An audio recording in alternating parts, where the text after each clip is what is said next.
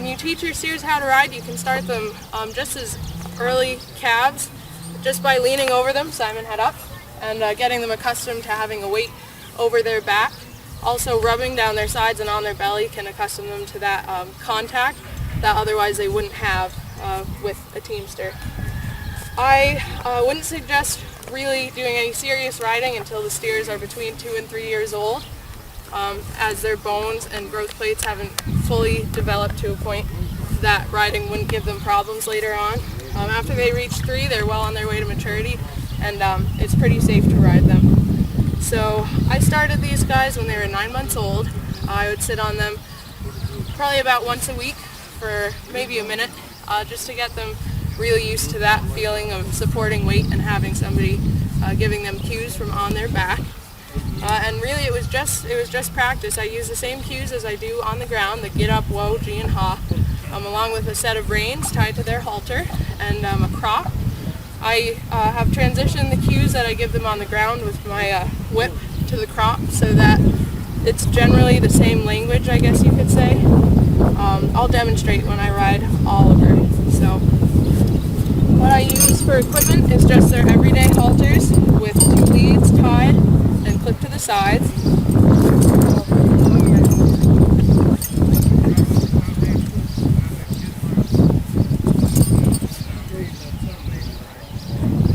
When performing tricks like these, trust is a very important thing to have with your team, so that they know what you're doing to them isn't going to hurt them, and that they'll take time to take care of you while you're either on their back or teaching them how to bow.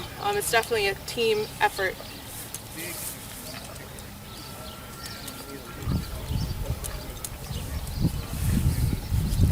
So since these guys are too big to run and jump up on anymore, I have taught them a little trick to help me mount onto their backs, which I will do here as soon as Simon lines up. Here we go. Back, back, whoa. Okay, Alex, up.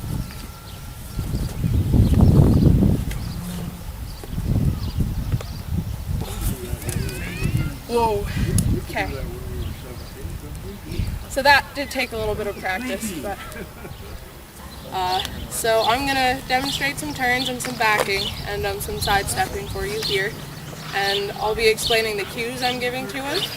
So I'm going to ask him to get up. I'll tap his rump, and I'm pulling on the left rein, and if he's a little hesitant to move left, I'll tap his right shoulder to encourage him to yield into that pressure. As you can see, he's fed up, and so he's pretty soft today. He's not really fighting, but if I did want him to move a little faster to the right, I'd tap his left shoulder. Whoa.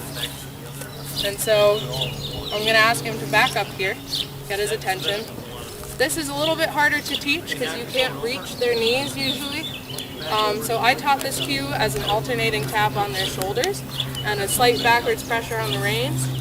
If your team understands put in and put out from the ground, it can help you position their hind end so that they back straight. As you can see, he's backing relatively straight for me now. Whoa. And so I'll demonstrate whoa coming up here as a voice command. Get up.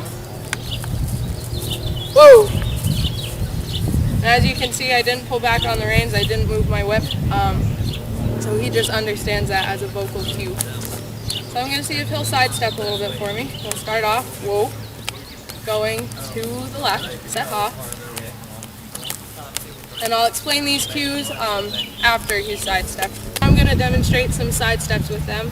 I'll explain the cues I'm giving him after he's sidestepped, just to explain what I'm telling him to do. So I'm going to ask him to come ha first, set over ha, like over ha, over ha, back step, over ha, good boy. Good boy. Whoa. And I'll ask him to come G. Good boy. Easy. Easy G. That's good. And whoa. Whoa. Whoa. Good boy. And so as you can see, the cues I was giving him on each side was an alternating tap from his shoulder to his rump. Those are the same cues I use on the ground. When I teach a team how to sidestep from the ground, I start by teaching them how to set their front end over. So I was teaching them to set sidestep over ha, or G, excuse me.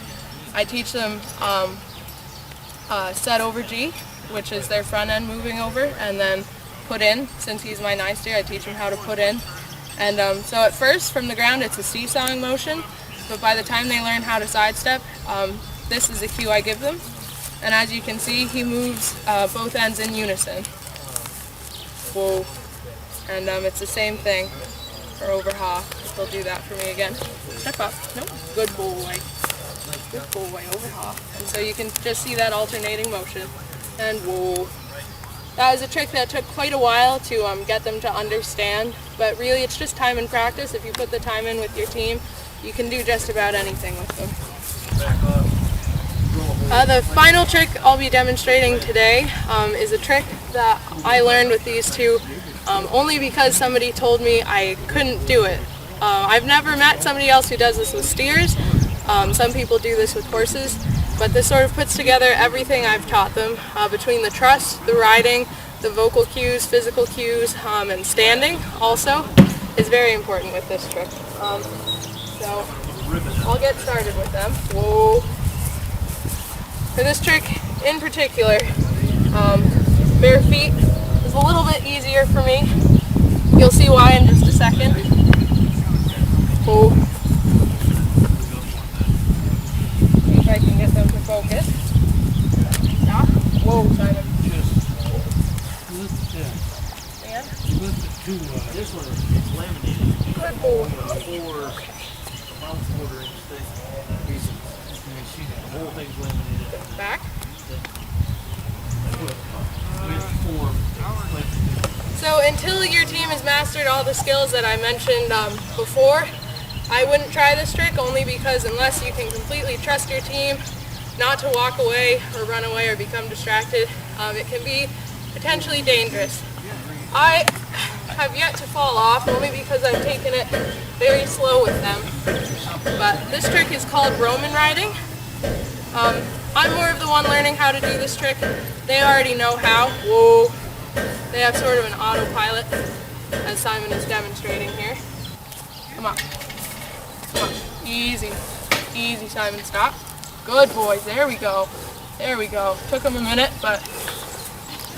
And whoa. Whoa. Simon. Oh, good. Wait. Okay. As I said before, when a team trusts you, they will make a point to take care of you, which is very important with that trick. The flies are out today, which kind of makes it hard to hold their attention along with the grass. But they did today and have always made a point not to put me in a dangerous situation, which is a true sort of bond of trust, which is why we do the tricks that we do. So I hope you enjoyed the demonstration today, and thanks for watching. So when you start to train your animals how to ride, every animal is different. Some learn a little bit faster than others, so it's important to read what your animal is telling you. With Oliver, he learned quite a bit faster than my other steer, Simon. I was able to hop up onto his back.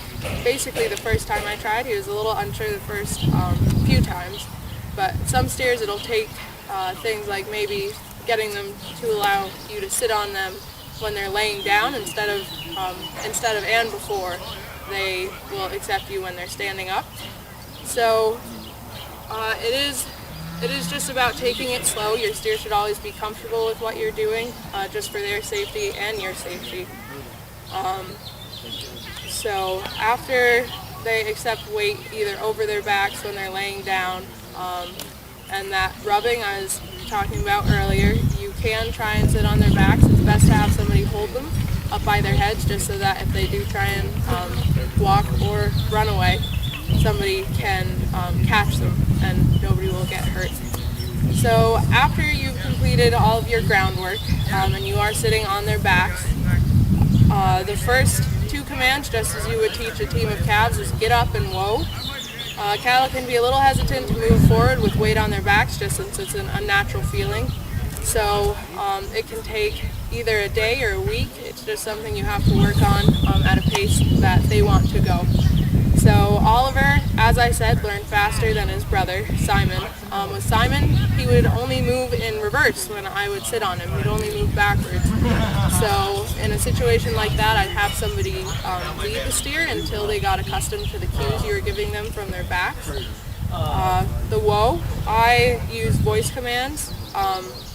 Mostly, your steer should understand whoa completely before you attempt to sit on their backs, because that's your emergency brake in case something goes wrong. So to tell them whoa, I use voice commands, and I also pull back on the reins to get them to stop. And so after they understand those two commands, you can teach them G and ha. It's basically just like riding a horse. Whoa. If you want them to turn G, you pull the right rein. If you want them to turn left, you pull the left rein, and you can use voice commands with that as well. As I said, you can transition cues you've used on the ground onto their back so that they understand that same language. Cool. So after you've taught those 4 commands, anything else I like to think of as advanced. These guys will do just about anything from their backs that I can do with them on the ground. They back up, they sidestep,